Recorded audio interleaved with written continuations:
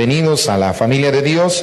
Vamos a meditar en el estudio bíblico correspondiente a este día en Apocalipsis capítulo 1 del versículo 17 en adelante, el cual dice así: cuando le vi, caí como muerto a sus pies, y él puso su diestra sobre mí, diciéndome: no temas, yo soy el primero y el último. Si recordamos cuál es la razón por la que el apóstol Juan dice que cuando le vio cayó como muerto, es porque tuvo una revelación divina, la cual fue majestuosa y maravillosa. Y como todos hemos de saber, mis amados, que las manifestaciones gloriosas de Dios en la tradición judía, hermano, producen muchas veces deben de producir reverencia. ¿Por qué? Porque en el tiempo antiguo la Escritura dice, hermano, que Moisés en un momento dado quiso ver al Señor. Y dice la palabra de Dios, hermano, que le dijo: nadie me ha visto sin que haya, muerto. Entonces, ver una manifestación de Dios era, hermano, algo de lo cual nosotros como hombres no lo merecemos ni estamos tampoco capacitados para ver algo tan glorioso. Podemos ver, hermano, cosas que Dios tiene en su misericordia y nos la revela. Y si usted recuerda cómo fue la manifestación que vio en el versículo 12, dice así: me volví para ver la voz que hablaba conmigo, y vuelto vi 7 candeleros de oro. ¿Qué está describiendo, hermano? Algo glorioso. Algo, hermano, no es una imaginación, sino una revelación gloriosa. Pero lo que más le pudo haber producido él, el desmayo, o que cayó, hermano, por la razón que él cayó, fue esto, lo que dice en el versículo 13: y en medio de los 7 candeleros a uno semejante al Hijo del Hombre. Claro, hermano.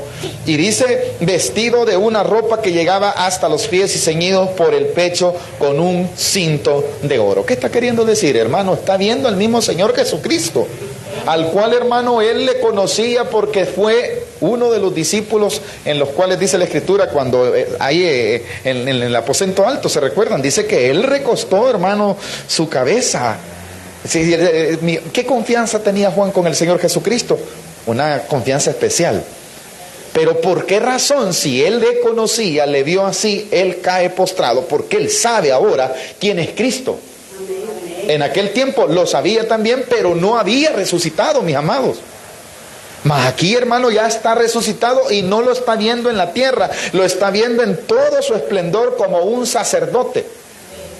Y eso es, hermano, algo glorioso por lo demás que describe, ¿verdad? En el 14, su cabeza y sus cabellos eran blancos como blanca lana, como nieve, sus ojos como llama de fuego, y sus pies semejantes al bronce bruñido, refulgente como en un horno, y su voz como estruendo de muchas aguas. Imagínese toda esa majestuosidad que ha visto Juan.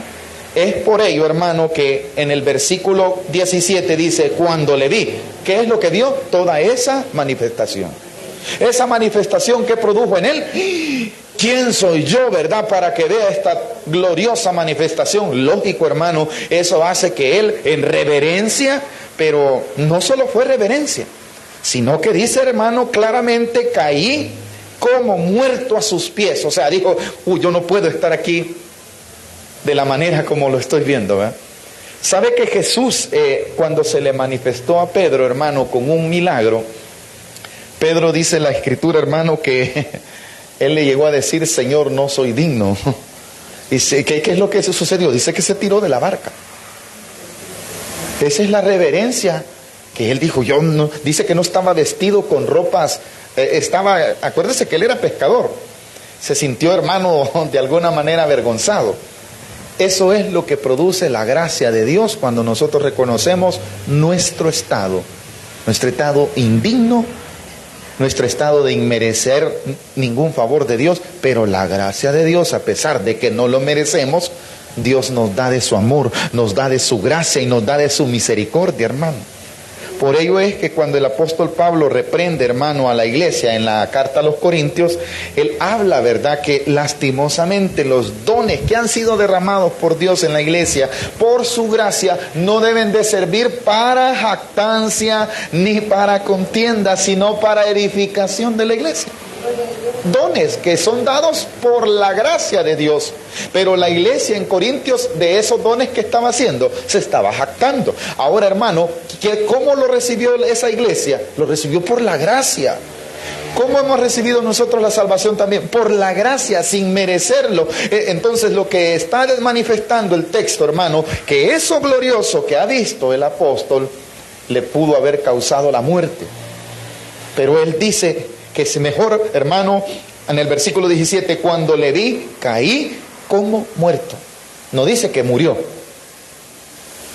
Estoy aclarando, ¿verdad?, para que no vaya a haber ninguna confusión. No murió. El estado en el cual él dijo, yo no, ha de haber cerrado sus ojos y dijo, me voy a hacer como muerto porque de esto voy a morir. Porque esta manifestación, hermano, era tan majestuosa, no era que daba miedo, ¿verdad? Algunos pueden confundir, ¿verdad? Lo que estaba produciendo en él era, dijo, no tengo la suficiente reverencia ni la dignidad para poder tener este privilegio de ver lo que estoy viendo. Por ello es que él cae como muerto. Y las costumbres judías, vuelvo a repetirlo, era que ellos, hermanos, a los personajes le tenían reverencia al sacerdote, le tenían reverencia, hermanos, al rey. Bueno, hasta el día de hoy los musulmanes o mahometanos, como se les conoce, ellos son bien reverentes, ¿verdad? ¿Por qué? Porque la consideración de Dios para ellos, hermanos, hasta el día de hoy es puro, es santo, así debe de ser, pero no solamente debe de quedar en algo religioso, sino que eso debe de producir no solo reverencia al momento de decir que vamos a orar, sino que por saber quién es Dios, somos llamados a vivir una vida reverente todo el tiempo. Porque así como yo me puedo postrar con reverencia ante Dios en la iglesia, hermano, pero si mi corazón tiene altivez, tiene orgullo, de nada me sirve. Cuando yo toda la vida debo de vivir una vida reverente, ¿por qué? Miren cómo es en sí una manifestación de Dios, hermano. Por ello, hermano, debemos de tener el sumo cuidado cuando hay gente que dice que, mire, hermano, tuve una manifestación y similar, utilizan los términos que Juan de alguna manera u otra Dios le hizo experimentar. Debemos de ser cuidadosos en todos los sentidos. Primero, hermano, para que no caer nosotros en creerlo todo, porque esto es algo santo y puro, de lo cual, hermano, sí es una profecía real la que revela en el libro de Apocalipsis. Pero aquellas cosas, hermanos, nosotros no tampoco dejemos de creer, solo pidamos misericordia a Dios, ¿verdad? Porque nadie es digno ni merecedor ni de recibir ni tan siquiera, hermano, la vida, pero Dios nos la ha concedido por su gracia y por su amor. Ahora, hermano, una gran revelación como la que Dios le dio a Juan y que digamos nosotros, hermano, yo fui llevado al cielo, hermano, tengamos cuidado. ¿Ha oído usted mucha gente que dice, hermano, fíjese que subí? Algunos que han descendido al infierno y han visto a no sé quién. O sea, son cosas, hermanos, de las cuales debemos de tener el sumo cuidado. No me estoy burlando, pero sí le estoy haciendo ver que le pida al Espíritu Santo discernimiento, para que no a todo le digamos amén. Esas son cosas de las cuales debemos nosotros tener cuidado. Lo mejor es dirigirnos por la santa palabra de Dios para no caer en error. ¿Por qué cree que Juan, cuando vio esa manifestación, cae de esa forma? Que él sabe en verdad quién se le está revelando. Él conoce. Y aunque tuvo confianza, hermano, en el tiempo en el cual el Señor Jesús fue su maestro aquí en la tierra, aquí ya no. Porque él sabe que el maestro, hermano, no solamente es aquel que él conoció haciendo milagros, no, sabe que en verdad es el Todopoderoso en él. Que es una manifestación gloriosa del mismo Dios en Cristo Jesús. Entonces dijo, no, ¿por qué no va y lo abraza? Si en los evangelios dice que él, hermano, tuvo ese privilegio de recostarse sobre el maestro. ¿Y por qué él no va con esa confianza? Exacto, y la manifestación no es aquí en la tierra, es algo celestial, hermano. Entonces él dice, yo soy indigno, ¿verdad? Mejor con reverencia. Esa es la actitud que debemos nosotros tener ante Dios, ante el Señor Jesucristo. ¿Por qué razón? Porque Él mismo se va a encargar de darnos el ánimo que necesitamos. Cuando el Señor Jesús ve esto, hermano, mire lo que sucede. Segunda parte del versículo 17. Cuando le vi, caí como muerto a sus pies, y Él puso su diestra sobre mí, diciéndome, hermano, qué glorioso. Ese Dios majestuoso al cual no podemos ver, al cual no podíamos tener acceso en otro tiempo por nuestra naturaleza pecaminosa, Él mismo pone su brazo, dice, su diestra, su mano de poder. ¿Cuál es la mano de poder en su mayoría? La derecha. La palabra diestra es derecha. La diestra quiere decir la que está capacitada para hacer cualquier cosa, la que tiene el poder. Esa mano poderosa, hermano, es la que va sobre Juan, y por la gracia no lo consume, sino que lo que le dice en el versículo, no temas. ¿Qué le dice Dios a usted cuando le habla? ¿Lo aflige? Cosas que hay que aprender. Cuando Dios le hable, no lo va a afligir, hermano. Dios no habla para afligir a nadie. Aflige al impío si no se arrepiente. Aún al impío Dios le habla no para destruirlo, sino que le está dando oportunidad para que venga a proceder ¿a qué? Al arrepentimiento. Entonces Dios no lo quiere castigar, Dios le está llamando porque tiene un bien para él. Pero a veces nosotros representamos a Dios al revés, ¿verdad? No, mis amados, ese Dios es tan lleno de gracia, como lo dice el Evangelio según San Juan, que aquí lo está manifestando una vez más. Le dice, no temas, Juan. Sí, soy yo el que me estoy revelando. No, tú no eres merecedor, sí, pero no debes de temer. Y le va a dar las razones por las cuales él no debe de temer. Mire, cuando usted y yo nos demos cuenta la confianza que Dios ha depositado en nosotros, oiga bien, no somos nosotros, es Él el que ha tenido misericordia de nosotros. Cuando nosotros lleguemos a tener ese raciocinio, hermano, de entender que el Dios santo, el Dios misericordioso de verdad, tiene comunión conmigo, hermano, debemos de tener la capacidad de saber cuando Él, sus dulces palabras nos están hablando, aunque sea una exhortación. Aunque para los hombres pueda ser un regaño, no es Dios que te está, es el amor de Él que te está diciendo algo para bien tuyo y mío. Lo que Dios puso en el corazón de la hermana, hablar acerca de una vez que fue a la iglesia en su juventud, y que Dios le habló a su corazón, y que va a andar el hombre conociendo más esa iglesia que es grande, hermano, lo que a la hermana le estaba pasando. Eso no era nada más que Dios usando al hombre, va, para la gloria de Dios, ¿verdad? Eso es para la gloria de Dios. Pero ¿qué tal si la hermana va con una actitud? No, al hermano alguien le vino a contar todo lo que yo pienso hacer. A la hermana alguien le ha dicho mi vida, ¿verdad? Y lo que yo quiero hacer. ¿Qué tal si ella lo ve con esa percepción? Esa percepción es carnal. No hubiera recibido el bien de Dios, que ese es el fin por el cual Dios le habla al hombre. ¿Qué le dice en el versículo? No temas. La primera razón, yo soy el primero y el último. Esa palabra ya la hemos explicado muchas veces, se refiere a un atributo de Dios, yo soy. ¿Qué le está diciendo? El que tiene el poder de que mueras o vivas soy yo. Yo soy del Dios que se te está revelando, le quiere decir las mismas palabras que Moisés recibió cuando Dios le llama, ¿verdad? Y le dice, ¿cómo voy a ir a Faraón? Diles que yo soy, te manda. Aquí se le está revelando de la misma forma el Señor Jesucristo a Juan. Yo soy, le dice. ¿Quién? El primero y el último, el que tiene la eternidad, el que vive desde la eternidad, que no tiene principio, sino que tiene fin. Y si lo hubiera, yo soy el primero y también el último. Entonces la primera razón que le da, el primero y el último, yo soy Dios el que te está permitiendo este privilegio, le está diciendo. No debes de temer, porque si yo te quisiera consumir, ya lo hubiera hecho, le quiere decir, ¿verdad? Sigue el versículo 18. ¿Qué más? La segunda razón, y el que vivo y estuve muerto. ¿Quién es entonces? El Señor Jesucristo. Ese es el mismo que al que Él se recostó cuando Él vivía aquí en la tierra. Eso le está diciendo, soy yo, Juan, le dice, o yo soy. Soy ese, el primero, soy el eterno, el que existe. El único, el que la palabra principio y fin no es que Él lo tenga, sino que eso da a entender la eternidad. En Él no existe el tiempo. Él no lo podemos medir. ¿Cuántos años tiene Dios de existencia? No, Él es desde siempre. ¿Qué más dice el versículo? Yo soy el que vivo y estuve muerto. Le está dando testimonio, ¿verdad? Tercer razón, mas he aquí, vivo por los siglos de los siglos. ¿Qué le está diciendo? Ese que murió un día también resucitó y ya no volvió a morir. Está vivo. ¿Cómo está el Señor suyo? Vivo. ¿Cómo está el Señor mío? ¿Es el mismo? Sí. En el Cristo que usted cree es el que está en la cruz.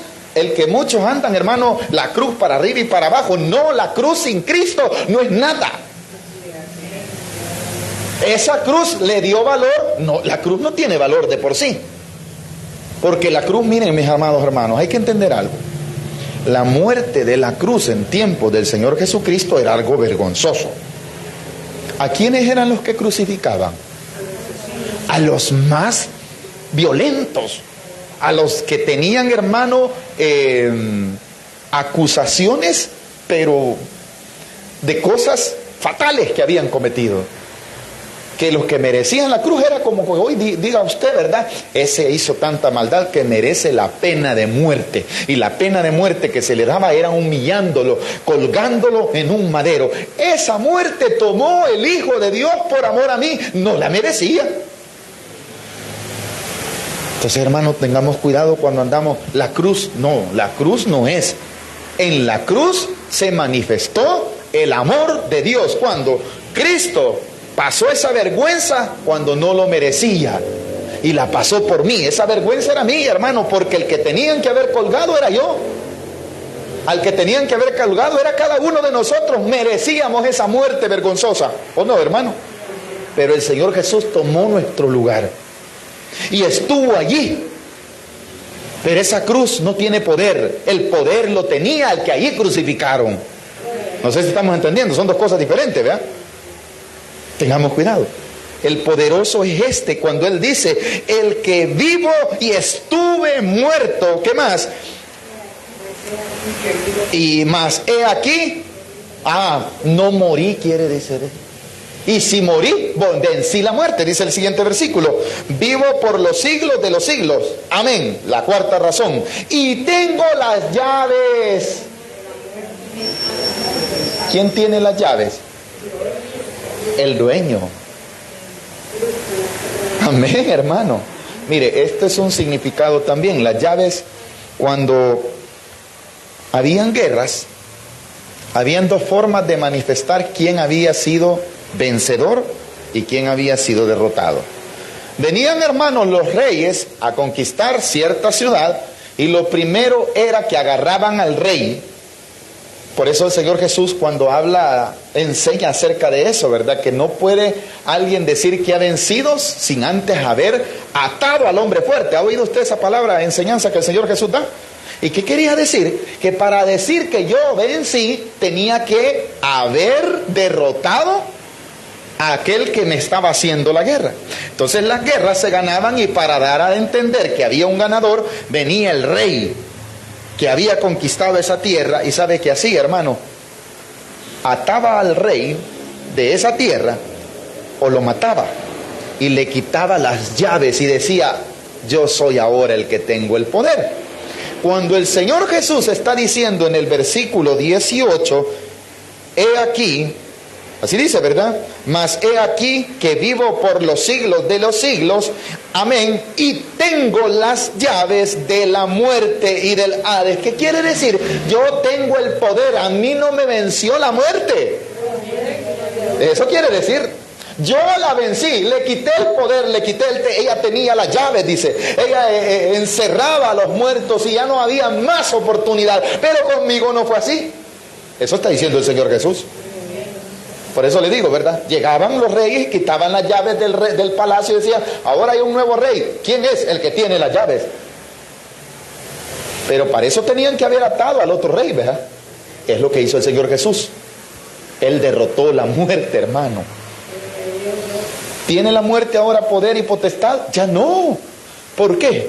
Porque Cristo Jesús se la quitó.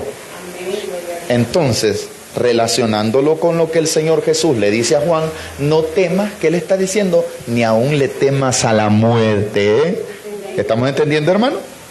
Ni aún le temas a la muerte, porque si tú crees en mí, yo ya la vencí, le está diciendo. Yo tengo las llaves.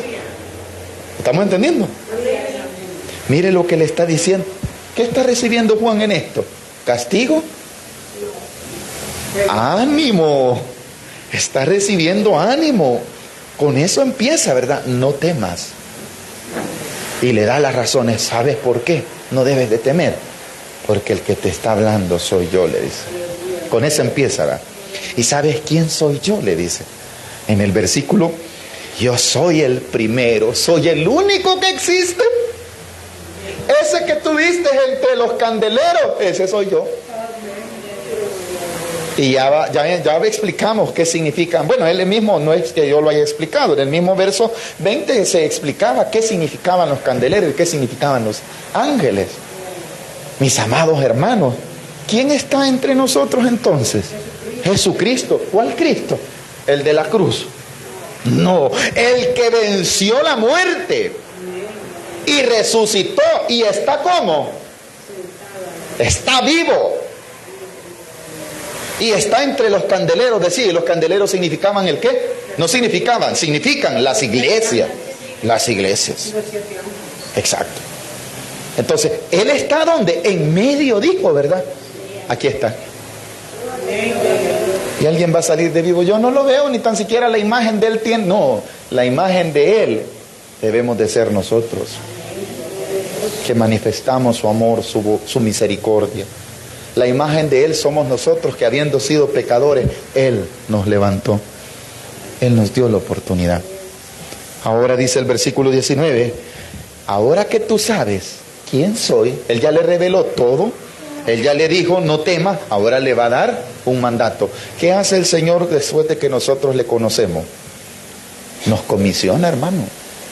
O sea, Dios no solo quiere revelarse hacia mi vida y que me conozca y decir, ¿verdad? Dios, yo quiero que me conozcas. Dios no quiere solo eso. Yo quiero que me conozcas para un propósito. Y eso es lo que debemos de entender todos los cristianos. Usted y yo, hermano, no solo debemos decir, yo voy a la iglesia, yo conozco al Señor Jesús. ¿Para qué? ¿Solo para decir eso? No, hay un propósito en haber conocido a Cristo. Por eso es que cuando Él se le revela a Juan, le va a dar un propósito. Ahora tú me vas a servir de instrumento, le va a decir en el versículo 19. Escribe las cosas que has visto. Ese es tiempo pasado, amén, hermano. Segunda, y las que son, tiempo presente. Y la tercera es, y las que han de ser después de estas. Vaya, ¿de qué va a hablar entonces? Lo que el Señor Jesús le está revelando a Juan es que todo lo que él vio debe de ¿qué? Escribirlas.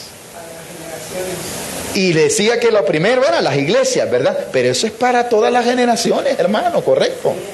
¿Y qué le estaba diciendo, hermano? Escribe las cosas que has visto y las que son. Vaya, esas cosas que son es las que en el presente estaban ocurriendo en tiempos de Juan y también hoy. ¿Y cuáles son esas, hermano? Es la iglesia. El presente es la iglesia. Y las que han de venir, ¿qué son? Los juicios. Eso quiere decir. Y las que has visto, ya nos las describió. Porque Juan fue testigo de lo que vio. Él fue testigo de la muerte y crucifixión del Señor Jesús. Él fue testigo también de la resurrección.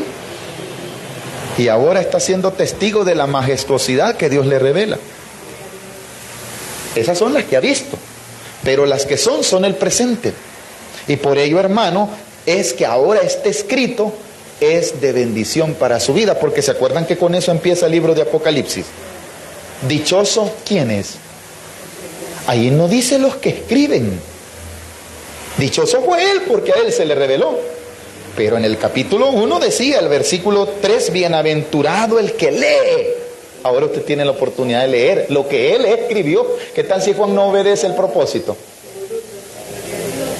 No tuviéramos nosotros esta bendición. Pero ahora en esta área de obediencia que Juan tuvo al Señor Jesucristo, nosotros terminamos siendo bendecidos también. ¿Por qué?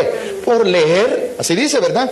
Dichoso, bienaventurado el que lee y oyen, lo segundo, ¿verdad?, las palabras de esta profecía. Y la tercera, no solamente basta leer y oír, sino que y guardan las cosas en ella escrita. Se refiere a este libro de Apocalipsis. En el 1:3 estoy, hermano.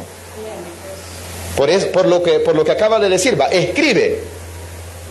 Como él ya había escrito, él ya había visto todas estas cosas. Ahora, nosotros que leemos, que oímos y que guardamos la palabra, somos bienaventurados también por la obediencia de Juan al escribirlas y dejarlas como evidencia.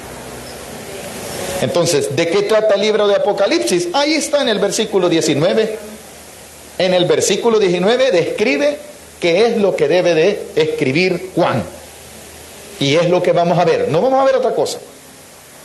Es un libro, se le llama Apocalipsis, que es correr el velo o revelación, pero como se conoce sistemáticamente como un libro escatológico que habla de los eventos futuros, por lo que dice, las que han de ser. Ahora, ¿en qué parte estamos ahorita en el capítulo 1? En las cosas que has visto. Pero del capítulo 2 en adelante, ¿qué vamos a hablar? Las cosas que son. Y del capítulo 4 en adelante, ¿de qué va a hablar? Las que han de venir. Ahí solo vamos a ver juicios. Entonces, las que son el presente para la iglesia. Las que han de venir son los juicios venideros, de los que habla este libro. Ahora dice el versículo 19, escribe las cosas que has visto y las que son y las que han de ser después de estas. ¿De cuál es esta? De las que son en el presente. Vaya, ¿en qué tiempo estamos ahorita? ¿Estamos en los tiempos de los juicios o estamos en el tiempo de la gracia en la que la iglesia todavía está el Señor hablando? La gracia. Entonces, ¿cómo lo llamaríamos? Las cosas que son. Porque nadie me va a decir, hermano, no es así. Los juicios todavía no han venido. ¿Estamos entendiendo? Si los juicios no han venido todavía es porque todavía está el que la gracia. Está todavía el Espíritu Santo hablando al hombre. Hay una iglesia. Pero las que han de venir, ¿qué son? Los juicios. Y en los juicios, hermano, nadie va a querer estar. Pero han de suceder por causa de la desobediencia del hombre. Y eso es lo que vamos a ver del capítulo 4 en adelante. Continuemos. Versículo 20. El misterio de las 7 estrellas que has visto en mi diestra y de los 7 candeleros de oro, las 7 estrellas son los ángeles de las 7 iglesias. Aquí tenemos que entender algo, hermanos. Cuando la Escritura revela ella misma el significado, no se le debe de agregar más. Que nadie le vaya a venir diciendo otra cosa. Pero es que eso significa. No, si ahí en la Biblia no dice lo que significa, mejor callémonos. Pero si la Biblia misma está revelando el significado, eso hay que creer.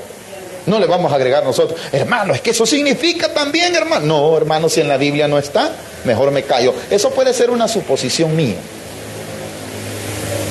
Por eso es que Juan las escribe, porque se las está revelando el Señor. No es que a él se le ocurrieron.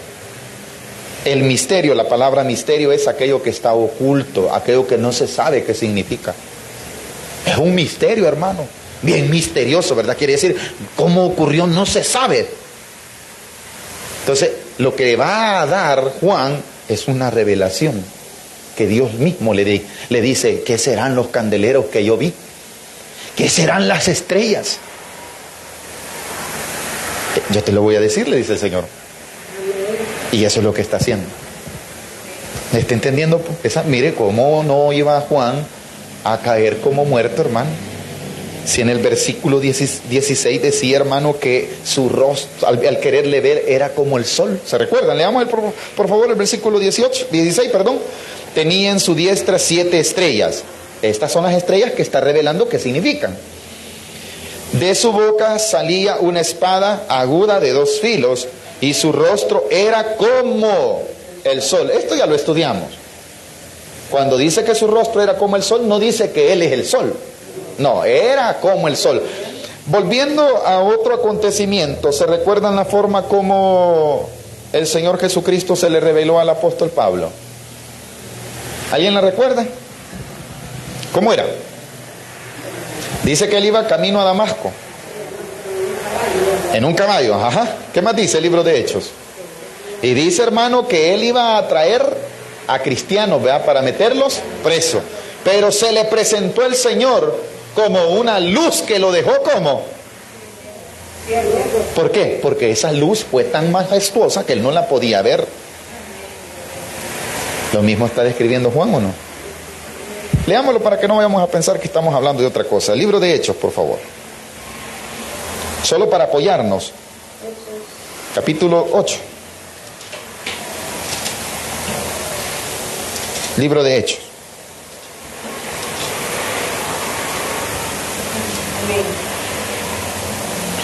Versículos, perdón, capítulo 9. Sí, capítulo 9.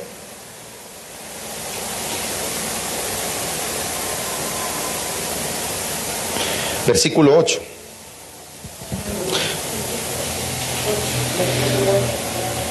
Ya sabemos que él cayó a tierra, ¿verdad? En el versículo 4 dice, y cayendo en tierra oyó una voz que le decía, Saulo de Saulo. En el 5 le dijo, ¿quién eres, Señor? Y le dijo, yo soy Jesús. ¿Qué le dijo a Juan también? Yo soy. Ahora en el versículo 8, ¿qué dice? Entonces Saulo se levantó de tierra y abriendo los ojos no veía a nadie, así que llevándole por la mano le metieron en Damasco. ¿Perdió la vista? ¿Por qué? Por lo que vio en el versículo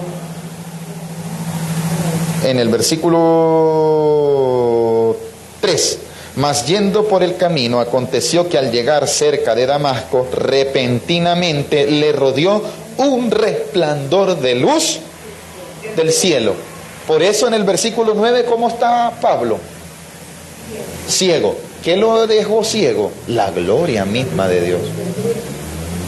¿Y qué dijo Juan? Que no podía ver esa luz, ¿verdad? ¿Qué hizo mejor? Cayó como muerto, dice Juan.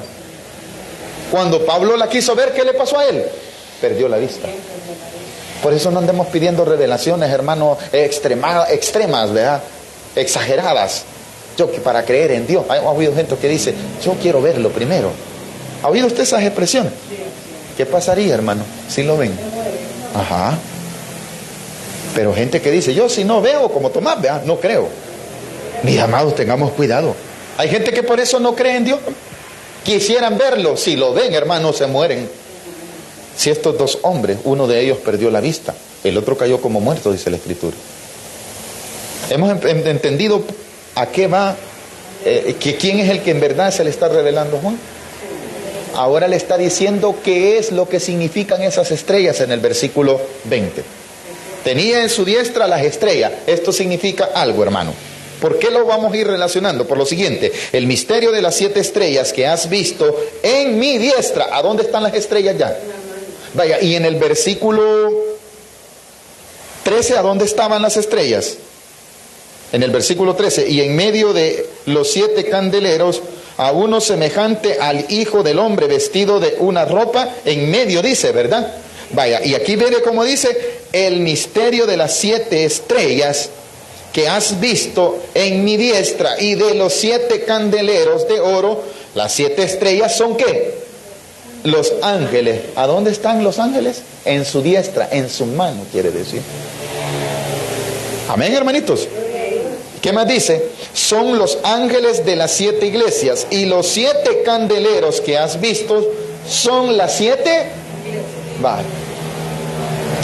¿Quién es el que está en medio de la iglesia? Jesucristo. Pero esa misma posición habla también en que también las tiene en su mano. ¿A dónde está usted? En la mano de Dios. La iglesia es propiedad del Señor. La iglesia no es propiedad de ningún pastor. La iglesia es propiedad de Cristo. Por eso usted y yo podemos decir, yo soy de Cristo. Los candeleros, como todos sabemos, ¿para qué sirven? Para producir luz. Pero ellos no pueden producir luz por sí mismos. Ellos solo son el ¿qué? El depósito. ¿Cómo? Sí, para sostener, pero la luz, ¿quién la produce? La luz se produce, la luz es Cristo Jesús.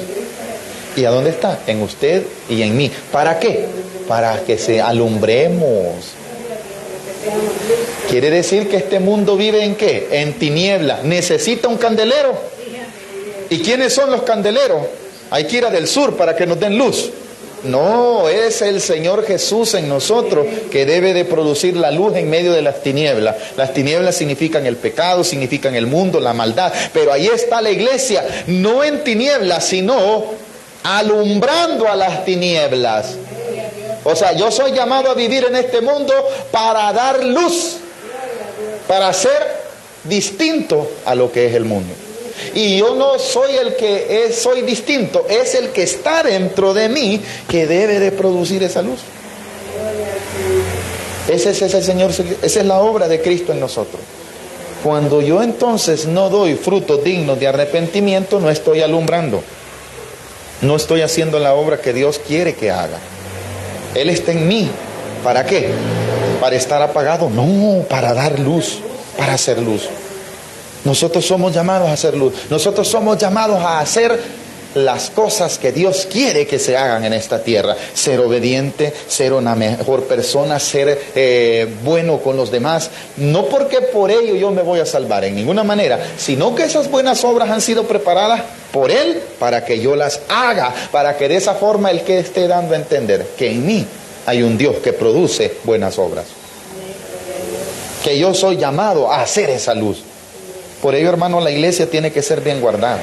Por eso la iglesia está llamada a ser diferente. No es que nosotros, los pastores o algunos, como dicen, es que sus iglesias son legalistas, les gusta que la gente esté así. No, no somos nosotros. Es el Señor Jesucristo que debe de manifestarse en nosotros. Porque entonces no seríamos luz, ¿verdad? ¿Hemos aprendido algo esta noche? Dejémoslo hasta aquí, hermano, el estudio, y continuemos la próxima semana del capítulo 2. Ahora ya vienen los mensajes a quienes tenía que escribirle, ¿verdad? Las cartas o la revelación que había visto. Dejémoslo hasta aquí.